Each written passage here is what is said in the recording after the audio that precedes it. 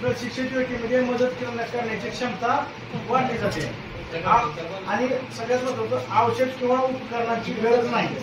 कोणतंही औषध लागत राडा करायचा असं साधारण आपल्याला एका मिनिटात 100 ते 120 प्रशिक्षित व्यक्तीमध्ये मदत करण्याची क्षमता वाढली जाते आणि सगळ्यात महत्त्वाचं औषध किंवा उपकरणाची गरज नाही. कोणतंही औषध लागत राडा करायचा असं साधारण आपल्याला एका मिनिटात 100 ते 120